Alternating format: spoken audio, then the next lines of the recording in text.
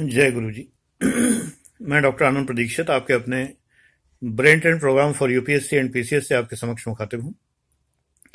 Data interpretation जो pre केफ second paper में आता है वो होता क्या है? ऐप क्लास में तो डिटेल में पढ़ाया जाता है, समझाया जाता है। यहां तो बेटा उतना डिटेल तो नहीं पढ़ा पाऊंगा। तुम्हें की पॉइंट दे रहा हूं। डेटा इंटरप्रिटेशन का मतलब एक बात समझ लो, सरकारी पक्ष में डेटा इंटरप्रिटेशन, आंकड़ा विश्लेषण सरकार के पक्ष में, यानी जो ग्राफ ऊपर जाना चाहिए वो ऊपर जाते लगे, जो नीचे आना चाहिए वो नीचे जाते लगे मैं कह रहा हूं, यानी ऐसे आंकड़े निकालना कि जिन आंकड़ों के कारण सरकार के पक्ष में छवि बने। अब मैं एक एग्जाम्पल दे दूं। एग्जाम्पल ये है कि मैं अपना एग्जाम्पल देता हूं। मैं कानपुर रेलवे चेकपोस्ट पर तैनात था, तो जब मैं वहां पहुंचा तो पिछले वर्ष का टोटल कलेक्शन 50 लाख रुपए था। मैं सरकारी कलेक्शन की बात कर रहा हूं, जेब भरने वाला नहीं, घूसखोरी का नहीं। सरकारी कलेक्शन 50 लाख रुपए का था एक साल का। मैंने बढ़ाकर 1.5 करोड़ रुपया कर दिया अगले साल। तो बेटा कितना बढ़ा? 50 लाख पर 1 करोड़। ध्यान से समझना, डेटा इंटरप्रिटेशन है ये। 50 लाख पर 1 करोड़, और 50 लाख का कितना हो गया? 1.5 करोड़।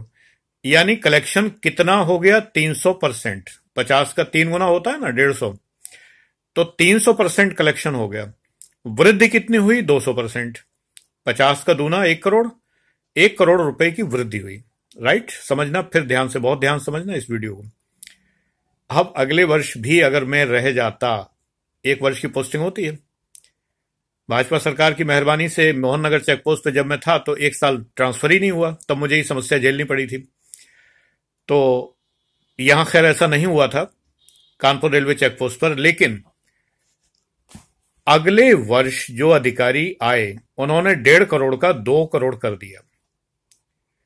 1.5 करोड़ में कितने लाख रुपए बढ़ाया? 50 लाख रुपए। 1.5 करोड़ का 50 लाख कितना होता है? 33%। समझ रहे हो ना? उनकी वृद्धि कितनी है? 33%। मेरी वृद्धि कितनी थी? 200%। मैंने कितना कमाया? 1.5 करोड़। उन्होंने कितना कमाया? 2 करोड़। किसने ज्यादा कमाया? उन्होंने। वृद्धि किसकी ज्यादा है? मेरी। यह है सरकारी इंटरप्रिटेशन। जादू हो गया कि नहीं? जादू हो गया ना?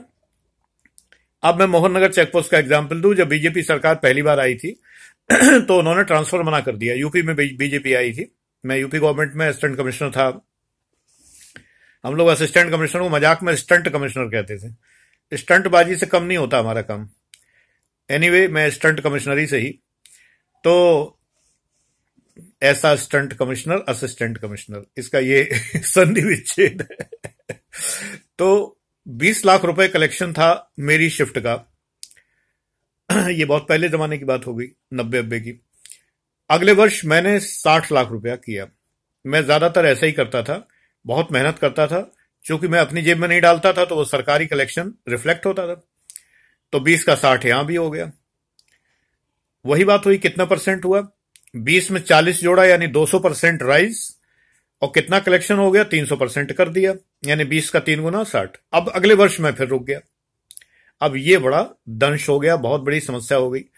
अगले वर्ष जब मैं रुका तो मैंने जी जान लगा दिया, क्योंकि जी जान में पहले ही लगा चुका था, जितनी जान मेरे अंदर थी।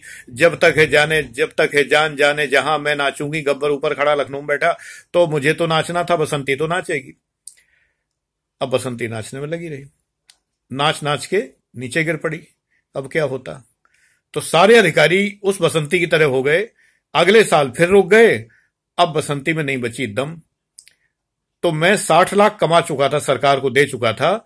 अगले वर्ष मैंने मान लीजिए 30 लाख रुपए बढ़ाया, 90 लाख रुपए बढ़ा के मैं 90 लाख रुपए कर दिया।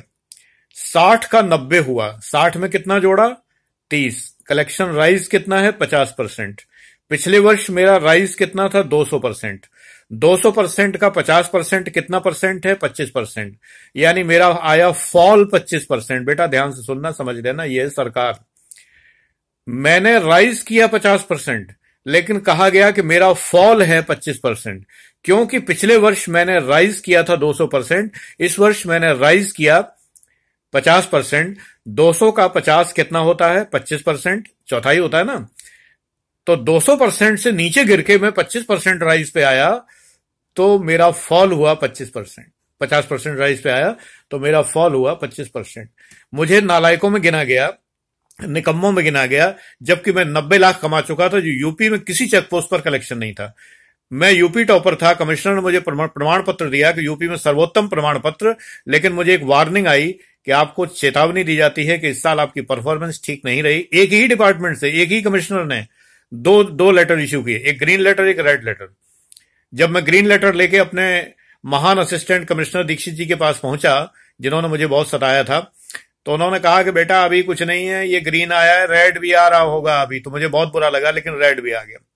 ग्रीन में कहा गया था कि आपने 90 लाख कलेक्शन पहुंचाया, यूपी में सर्वोच्च है, आपको प्रथम पुरस्कार यूपी का योग्य माना जा रहा है और समय पर वो पुरस्कार दिया जाएगा। वो समय कभी आया ही नहीं, पुरस्कार मिले ही नहीं, क्योंकि तुरंत ही रेड लेटर आ गया। रेड लेटर में लिखा था कि पिछले वर्ष की परफॉर्मेंस आपकी 200% राइज की थी, इस वर्ष की परफॉर्मेंस आपकी 50% राइज है, आपने 25% फॉल किया है, क्यों ना इसके लिए आपको दंडित किया जाए। खैर दंड बच गया जैसे तैसे, लेकिन ये कहलाता है डेटा इंटरप्रिटेशन। एग्जाम में परसेंटेज निकालना अगर तुम्हें आ गया, then you are master of data interpretation. इस साल देखो कितने क्वेश्चन आए थे, और रीजनिंग मैथ्स वाले सब मारे गए, है ना। जो तमाम कोचिंग में बैठ के रीजनिंग मैथ्स पढ़ते हैं, 6 से 12 तक की एनसीईआरटी पढ़ते हैं, मेरे पास रोज लेटर आते हैं। मैं चाहूं तो सबको शेयर करूं, मुझे अच्छा नहीं लगता।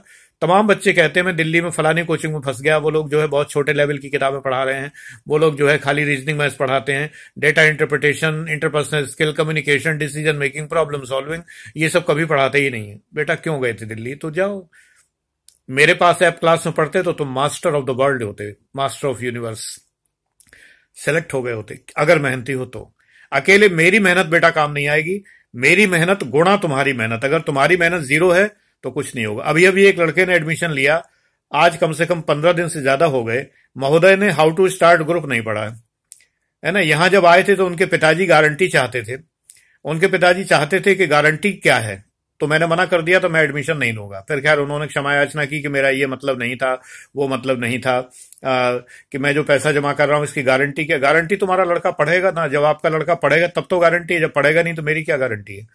और उन महोदय ने आज दिन तक फेसबुक पर जो ग्रुप है मेरा हाउ टू स्टार्ट, ये केवल ऐप वालों के लिए 13 ग्रुप हैं, उस ग्रुप को पढ़ा नहीं है। जबकि यहां पहला इंस्ट्रक्शन ये होता है कि हाउ टू स्टार्ट ग्रुप पूरा पढ़ के, और तब उसके बाद मुझे आप व्हाट्सएप करेंगे कि मैंने वो ग्रुप पढ़ लिया है, अब आप मुझे आगे के निर्देश दीजिए। वो उन्होंने नहीं किया।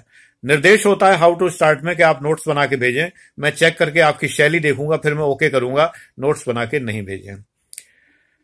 फेसबुक पर आने में ही उनको इतनी तकलीफें हुई कि जिसकी कोई सीमा नहीं है, गारंटी चाहते थे, है ना। अब पिताजी तो गाली देंगे कि इतने सारे पैसे चले गए, ये हो गया वो हो गया, लेकिन बालक की कोई परफॉर्मेंस नहीं है।